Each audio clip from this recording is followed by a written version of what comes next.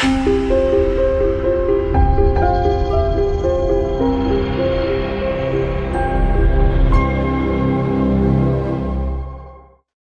जैसे जैसे पाकिस्तान कमज़ोर हो रहा है एक साइड से, तो दूसरी साइड से वो चीन का सहारा और लेते जा रहा है।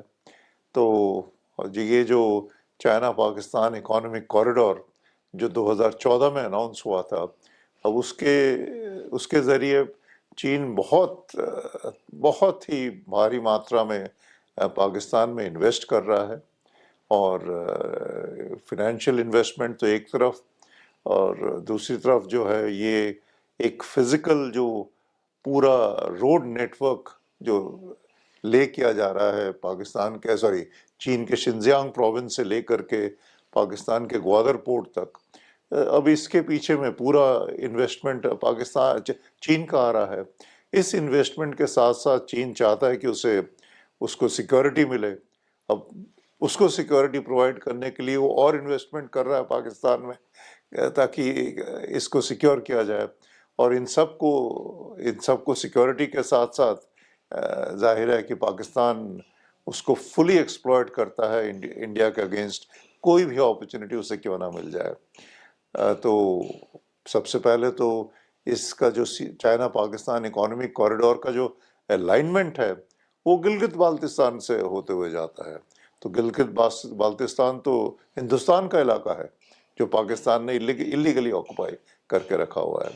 तो अगर आप देखें, पहला जो हमने बताया चैलेंज लाइन ऑफ कंट्रोल का, वो तो काउंटरिंग इन्फिल्ट्रेशन है। दूसरा, जो अपना इलाके को सिक्योर करके रखना है।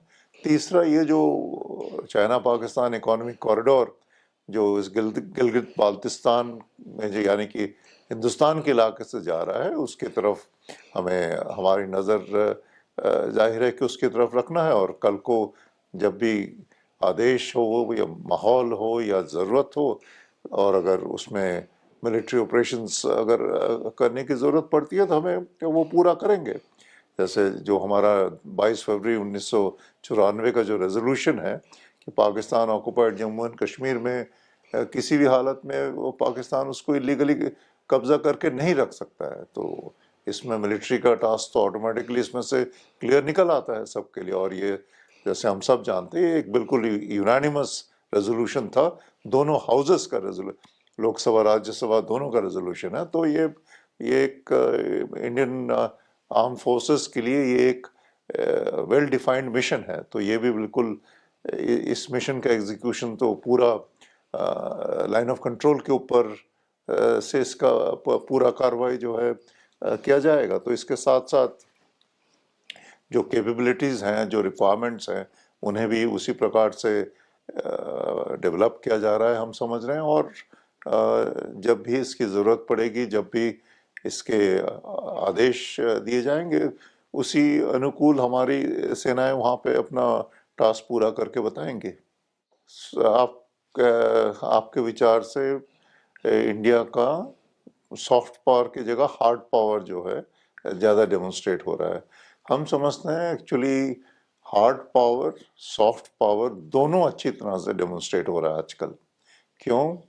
हम लोग इंडिया का जो कल्चरल, जो हिस्टोरिकल, जो ट्रेडिशनल स्ट्रेंथ्स हैं, उसको हम लोग कोशिश कर रहे हैं और उभार करके देश के लोगों को भी बताएं और विदेश के लोगों को भी बताएं। तो ये एक किस्म से एक बड़ा कॉम्प्रिहेंसिव सा प्रोग्राम चल रहा है आगे बढ़ने के लिए। और जहाँ तक हार्ड पावर का सवाल है, उसमें एक तो जिस प्रकार से हम लोगों ने रिस्पॉन्ड किया था उरी के अटैक 2016 के बाद थ्रू प्रॉपर सर्जिकल स्ट्राइक्स, उसके सेकंड जब फरवरी 2019 में जब पुलवामा हुआ था, उसके बाद में जो इंडियन एयरफोर्स की स्ट्राइक्स हुई थी पाकिस्तान के टेररिस्ट कैंप्स के ऊपर में, फिर गलवान जो लाइन ऑफ एक्चुअल कंट्रोल में जिस तरह से बहुत मुंह तोड़ जवाब दिया था हमारे जवानों ने, बिल्कुल हमारी तरफ से लोग जो है जो हम लोगों ने एग्रीमेंट्स चीन के साथ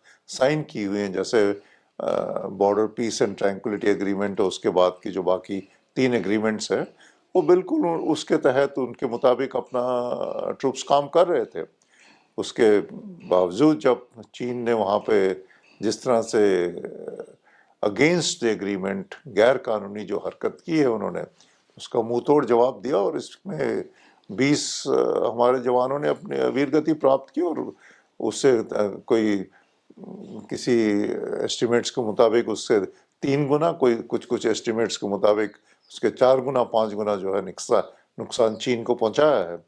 तो ऑब्वियसली ये जो रिस्पॉन्सेज इंडिया दे रही है, जिस प्रकार से जब ये लाइन ऑफ एक्चुअल कंट्रोल का वायलेशन हुआ 2020 में, जिस प्रकार से इंडिया का मोबिलाइजेशन हुआ, जिस स्पीड से वो मोबिलाइजेशन हुआ और जिस स्केल से वो मोबिलाइजेशन हुआ, हर एक लिहाज से नेचुरली आज का इंडिया जो अपना हार्ड पावर डेमोन्स्ट्रेट कर रही है बॉर्डर्स के ऊपर। और ये केवल सिर्फ बॉर्डर पे नहीं है, अगर आप देखें जो हमारी जॉइंट मिलिट्री एक्सरसाइजेस होती हैं विभिन्न देशों के साथ में, उनकी संख्या बहुत बढ़ गई है पहले से। अलग अलग देशों के साथ में हम जॉइंट एक्सरसाइज करते हैं, जो हमारे देश जो हमारे मित्र हैं और जिनके साथ में हमारी क्या कहते हैं जो कंपैटिबिलिटी है या जिनके साथ में हम कोऑपरेशन करना चाहते हैं, उनके साथ में हम ये जॉइंट एक्सरसाइजेस कर रहे हैं अलग अलग देशों के साथ में। एंड प्लस एक्सरसाइजेस के अलावा जो हमारी इंडियन नेवी है वो जगह जगह पे अपना शिप्स का जो विजिट्स वगैरह, पोर्ट कॉल्स वगैरह कर रही है। And not only that, application of hard power for क्या कहते हैं humanitarian assistance and disaster relief, HADR missions में भी हमारी फोर्सेस जगह जगह पे हिस्सा ले रही है।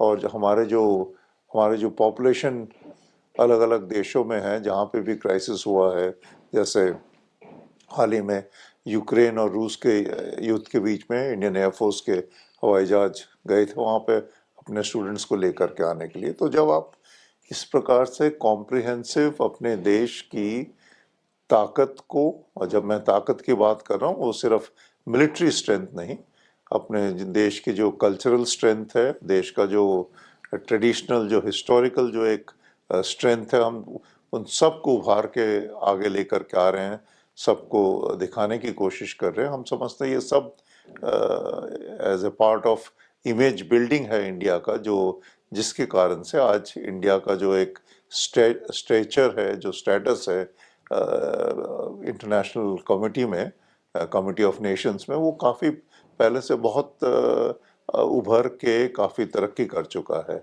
अभी जैसे अगले एक साल के लिए इंडिया G20 का प्रेसिडेंट है।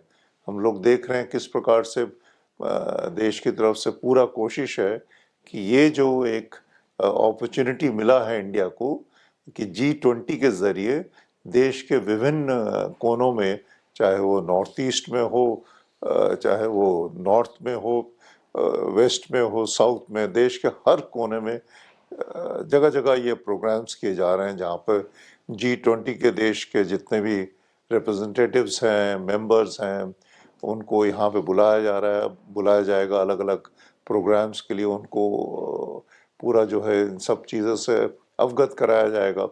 अभी हाल ही में साउथ अंडमान्स में एक इवेंट इसका हो चुका है जहाँ पे सब डेलीगेट्स को बुला करके ब्रीफ किया गया कि किस प्रकार से इंडिया ये G20 का जो अपना प्रेसिडेंटशिप है उसको विभिन्न प्रोग्राम से आगे बढ़ाएगा।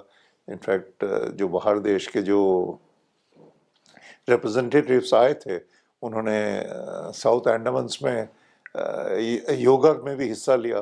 तो ये एक शुरुआत है। जो मतलब कहने का मतलब ये है कि जो भी हम देख रहे हैं कि अपॉर्चुनिटी आ रही है हमारे सामने में, उन सब को इंडिया जो है आजकल अच्छी तरह से यूटिलाइज कर रहा है। अपनी अपनी पहचान, अपनी ताकत, अपना जो जो एक पोजीशन है, जो अपना राइट प्लेस है in the committee of Nations, उसको हासिल करने के लिए।